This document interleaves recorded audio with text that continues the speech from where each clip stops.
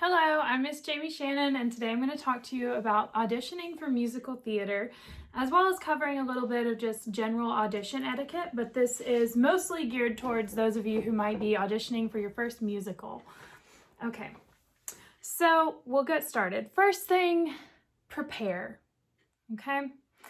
That is one thing you can control. You can always control your preparation, your attitude, and just your general, like how you walk into the room, your enthusiasm, right? So people want to hire people to be in their shows when they can see that they're excited, okay? So if you think about it, if you're wanting to be friends with somebody and they're not really giving you back that same energy, you probably decide you don't really want to be friends with them. So it's the same thing when you walk into an audition room. Of course, you are going in there hoping to be cast in a musical or to make the choir or something.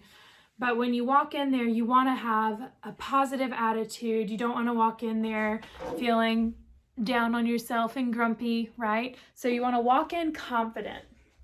All right, so first thing, you're going to walk in, hello, my name is, and I'm auditioning for whatever. That's part of our slate. We'll get into that later.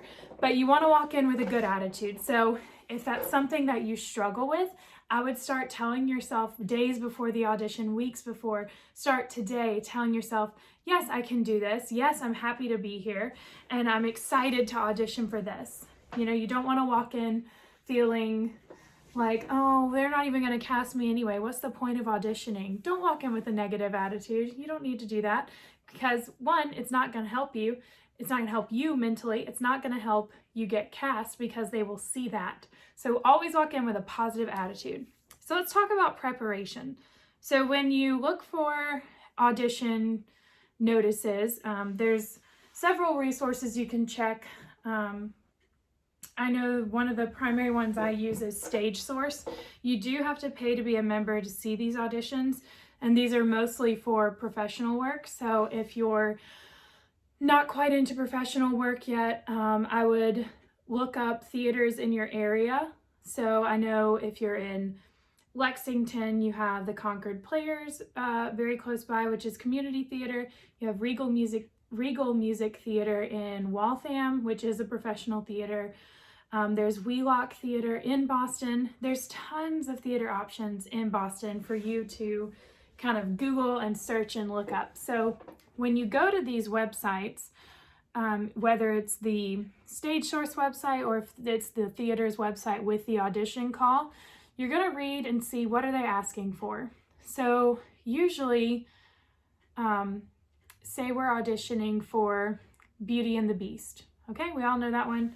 Hopefully we can think about that. So you're going to look at the characters available. Usually they will put on the website, this is the list of characters we're seeing looking to cast for the audition. So you'll look through there and kind of see, I wonder what character could I play in that, right? So if I'm looking at it, I'm getting past the time when I could still play Belle. So I'm going to look at Beauty and the Beast and see, I wonder if they're casting Mrs. Potts or if they're casting Babette the feather duster or if they're casting for the wardrobe. Wardrobe is such a fun role. I've played her a couple times. So then what I'm going to do is think about, okay, when is the audition? So say the audition is 2 weeks out and they want you to schedule an audition time, and they either provide a sign-up link for you to schedule your audition time, or they say email this person with who you'd like to audition for. And now auditions work different ways. Sometimes they say bring in your own selection of what you want to audition with, and then sometimes it says email us and we'll send you things to bring in for your audition. Or they might say audition material will be provided on site.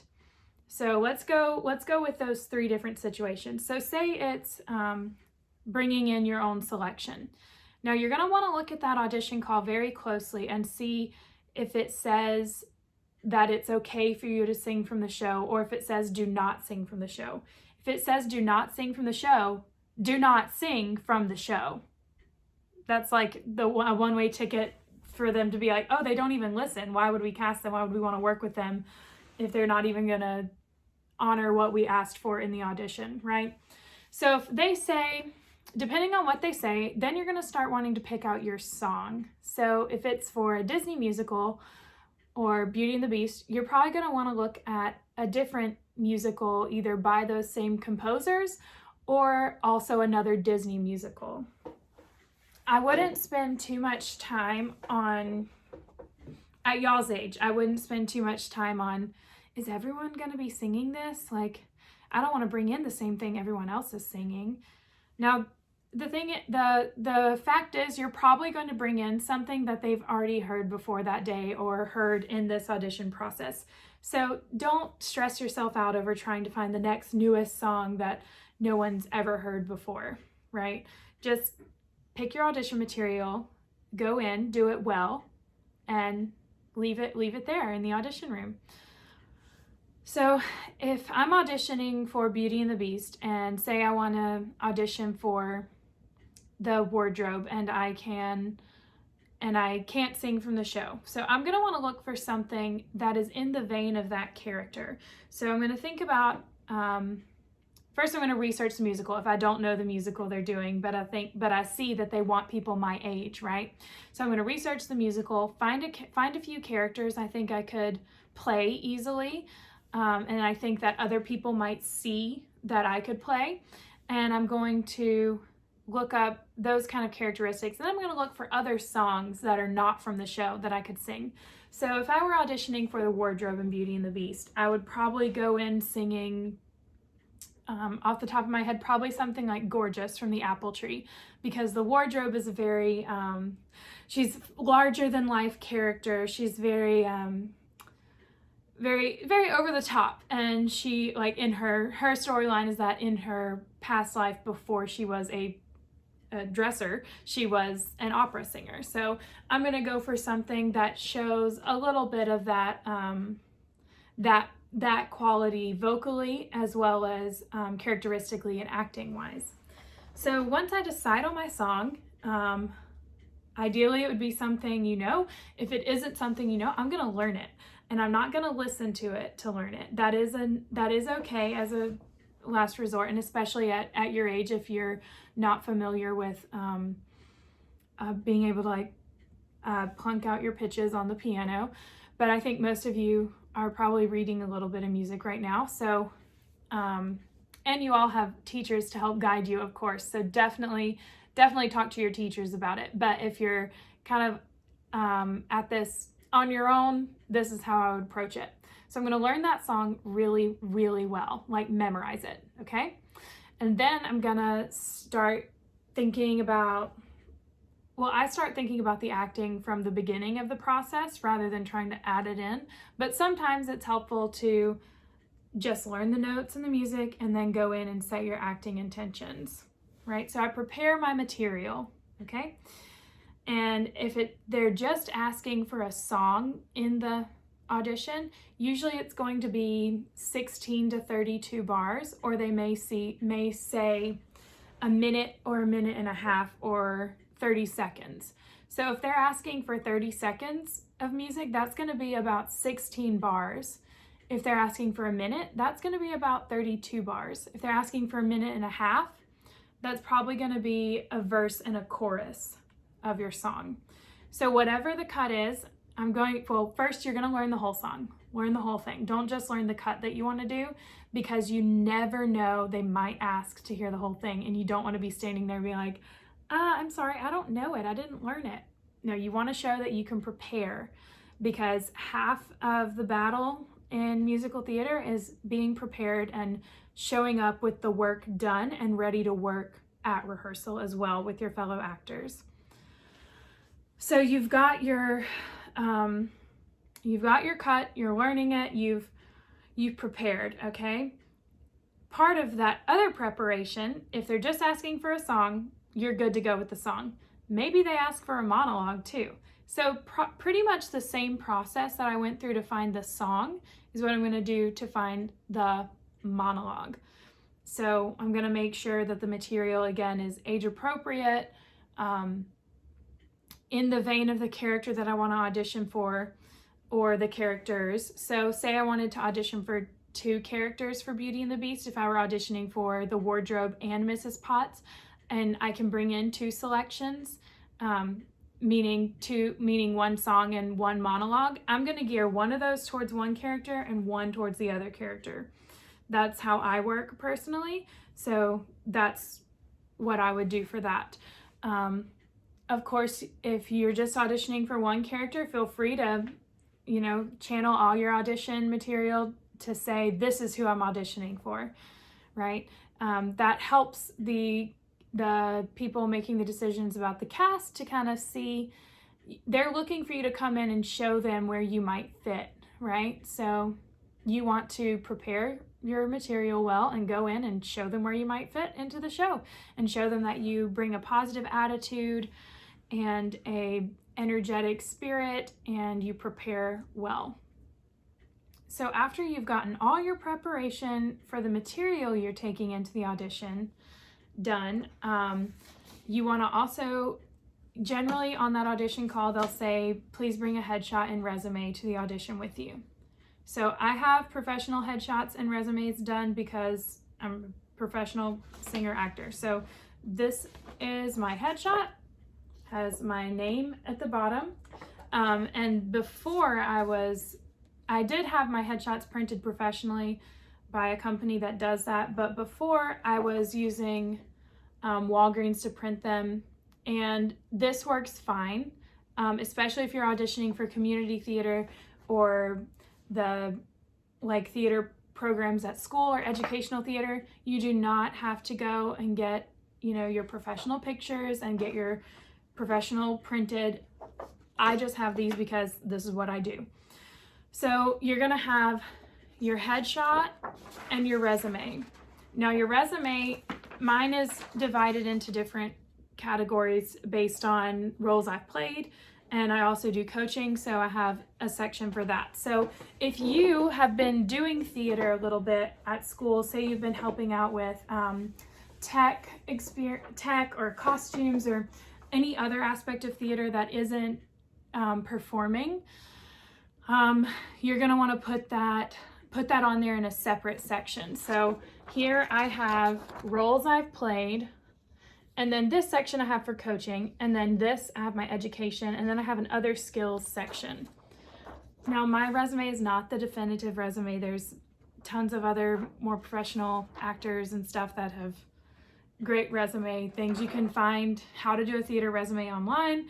You can find tons of examples out there. This is just how I have mine set up. So I have at the top my name, my email address, my phone number, and then I have my voice type and my range. If you don't know that, that's fine. You don't have to know it at your age.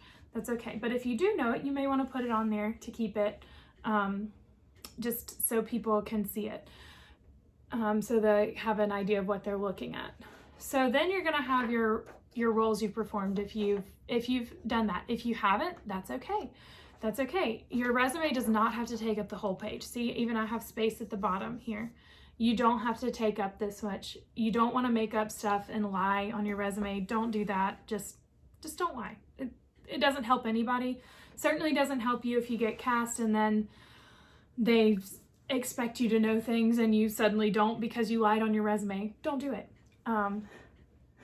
So that's your resume. So you're going to want to talk about, so your first section is roles performed, and then the next section will be any other aspect of theater that you've helped out with, or if you've sung or performed in like other venues as well, like say you sing regularly in like a community choir or your church, or you sing in your school choir, and you don't have as many like roles to put on there.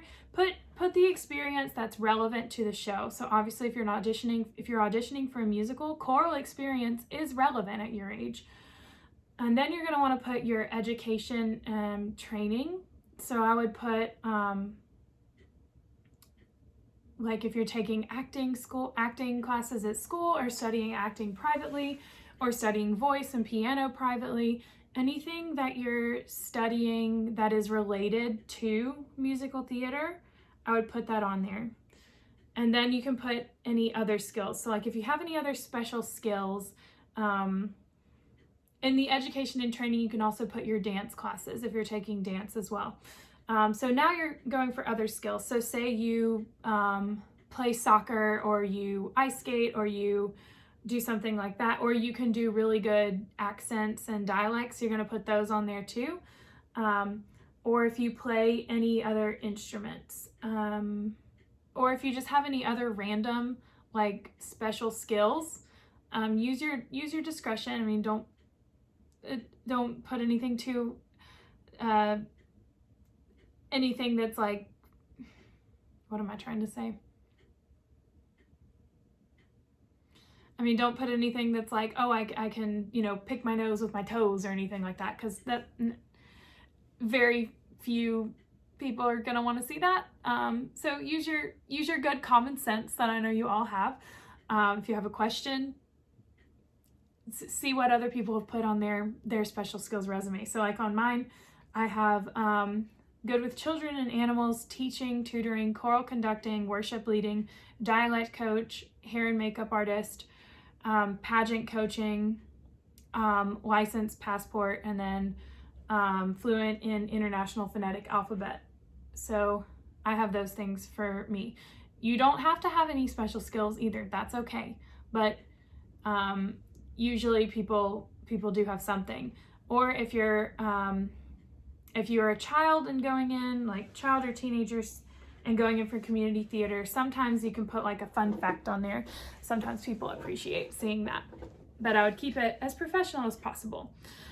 So you've got your headshot, your resume, you have your audition material ready, you prepared it. So then usually an accompanist will be provided at the audition. If not, and they say, please bring your own accompaniment, then you're going to want to make a track with somebody. But usually around here, there's an accompanist at the auditions to play your music. So you're going to want to put that music in a binder. This is my audition book. I could do a video on how to put together an audition book if you're like, if there's interest in it, but you're going to want to put the song in there, and you're going to want to make a cut for it. So if they've just said bring in 32 bars, right? So you're going to want to make it marked. So I have my audition book here, and then here I have my 32 bar start, and I have over here the 32 bar end. So I have clearly marked, very easy to read. It's very clearly marked where I start and where I end. And so that's how you mark that music. So let's talk about, it's audition day. You're ready to go. You're ready to get in that room and audition and show them what you got. So you want to make sure, oh, let's go back. Audition attire. So do not ever go to an audition in a costume. Just don't do it. Please don't. I know it might seem cute. It's not. Don't do it. So you can, however, dress in a way that you feel someone who is like the character you are auditioning for would dress. So I know that's very obscure, but if I were auditioning for a role that's a diva, like the wardrobe in Beauty and the Beast, I would probably wear a dress that, either a dress or like a jumpsuit, because that's what looks best on me. So I would wear a dress or a jumpsuit, and then probably have like a sparkly necklace or sparkly earrings or something, just to give it a little extra flavor for to kind of say like, oh yeah, I'm kind of capturing this character. But I'm not going to go in like wearing the costume that the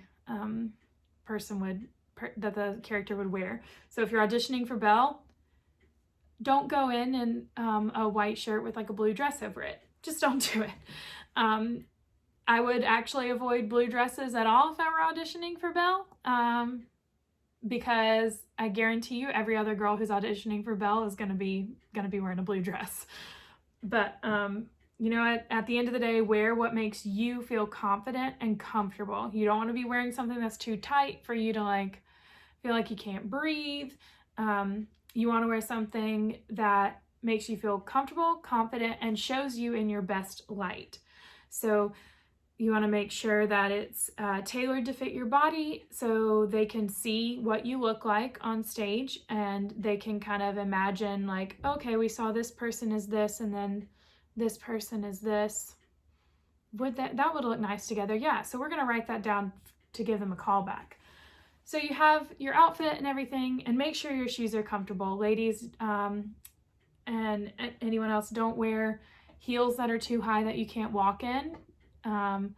But at the same time, don't just wear like your house shoes. We all know how to dress. If you have any questions, you can Google it. So you're gonna walk in the audition room. It's the audition day. It's the audition day. Here we are.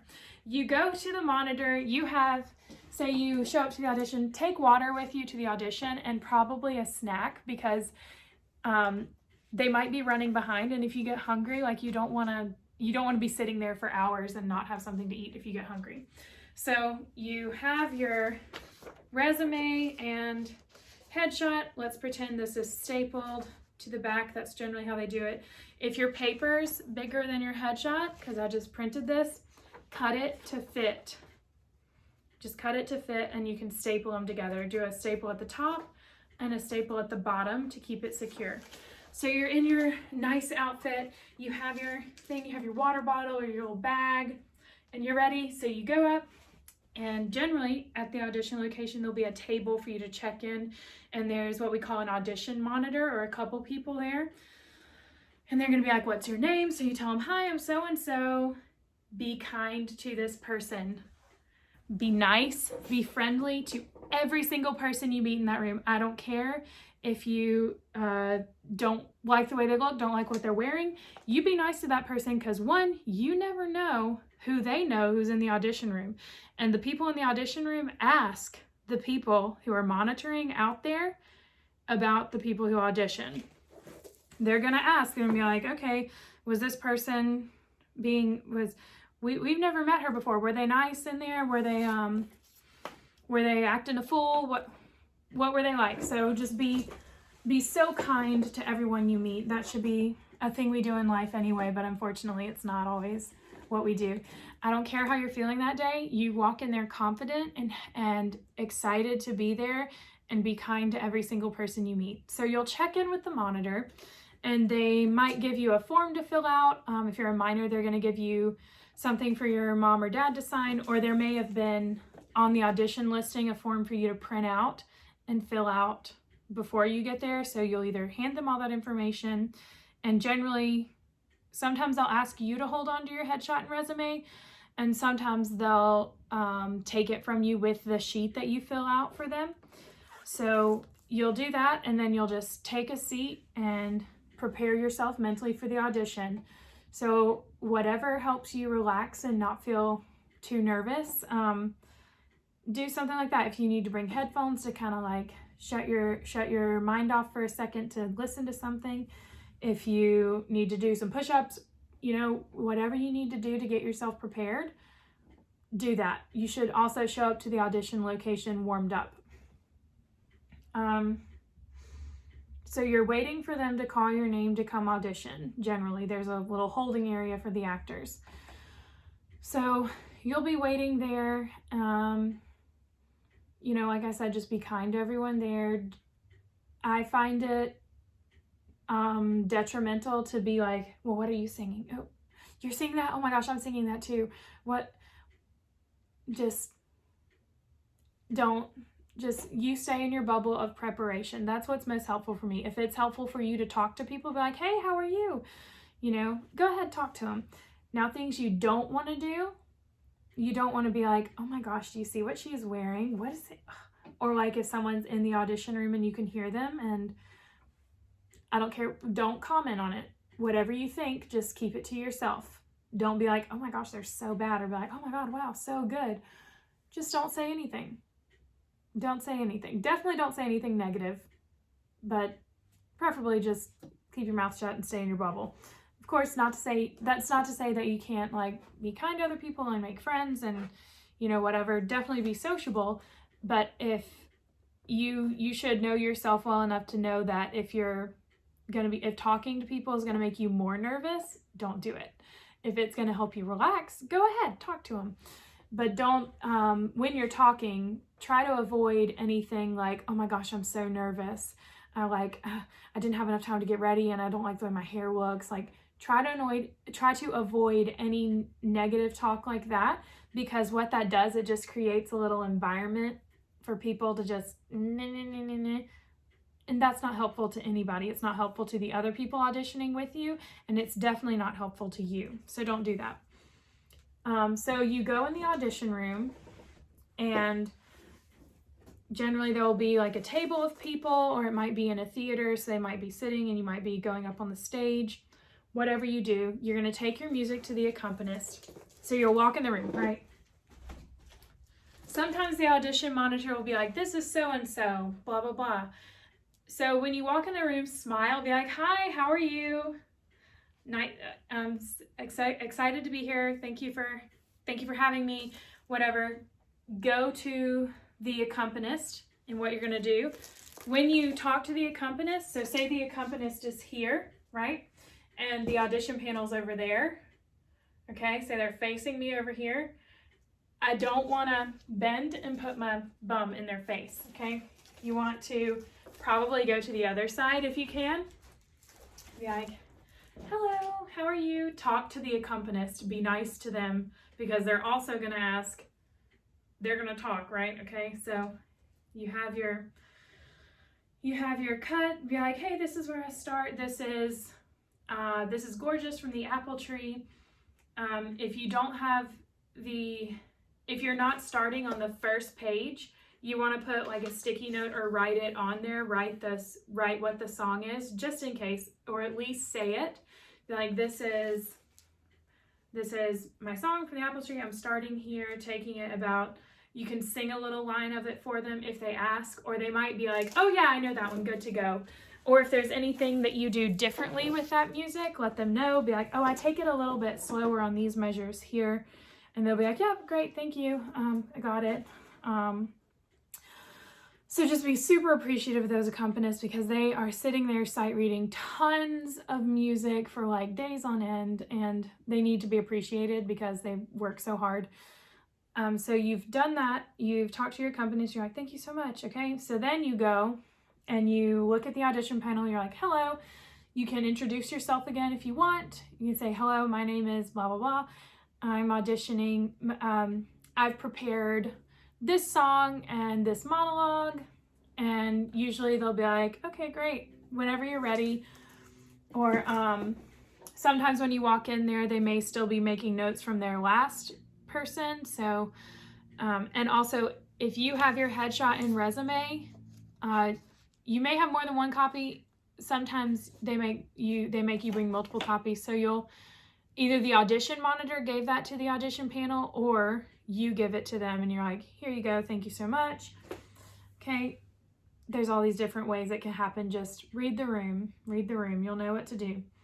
And if you mess up, it's okay. It's okay if you like forget to give them your thing, they'll ask for it. So don't freak yourself out about those logistics. Just go in there, be ready to do your thing.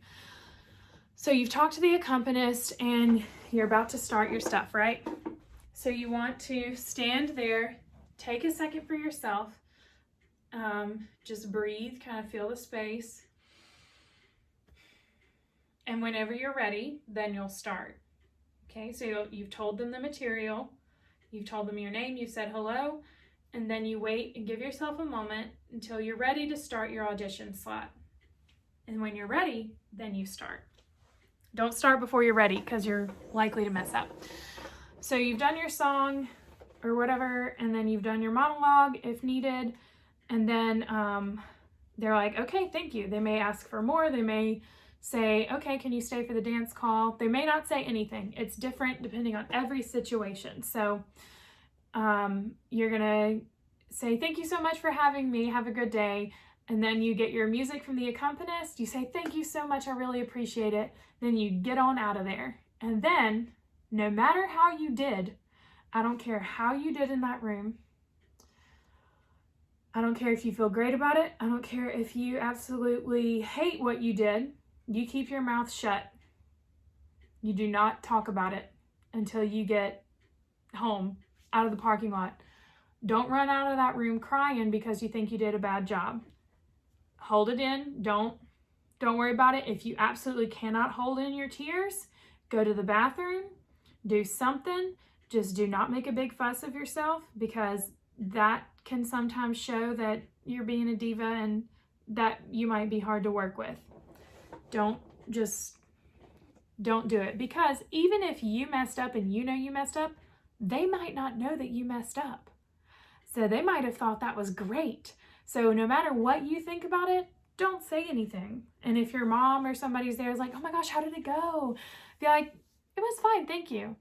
Or be like, yeah, I'll tell you all about it when we get home. Thank you so much for asking. You know, there's nice ways to handle things without being like, don't ask me about it. Ugh. All right, this has been very long-winded. I think I've covered everything. So I know I addressed like the auditions where you pick your own stuff and bring it in, or whether you have things that they send to you, or if you get things there. So if it's the kind where they send it to you, depending on, since most of you are children or young adults or teens, they're most likely not going to expect it to be memorized. But if you can almost memorize it or be super familiar with the material they send you, that looks really good. It shows that you're willing to put in the effort to go the extra mile, even just for an audition. And if you'll do that just for an audition, for the performance, or for the rehearsal time and performance, it shows that you'll also be prepared for that. So if you can memorize it, now if they send it to you the night before, don't worry about memorizing it. Just get very, very familiar with it and be ready to go. Now, if you get it when you get to, if it's one of the situations where they say, we'll give you the audition material when you get there, so that's be what we call a cold read, I would, at least before, try and track down the script of the audition. You can find many of those things online. Try and find somewhere where you can watch the musical, or at least read the synopsis on the internet. Just find out as much information about the show as you can, if it's something you're not that familiar with, before you go into audition, because you want to be as prepared as possible. Because like I said, you can control how prepared you are, your attitude when you go in, and your enthusiasm. So I think that's all I have for you about auditioning. That's just for the music and singing auditioning. If y'all want another one on like a dance call, I'm probably not the best person to ask, but I'd certainly be happy to go over that with you as well. So I hope this was helpful, and happy auditioning.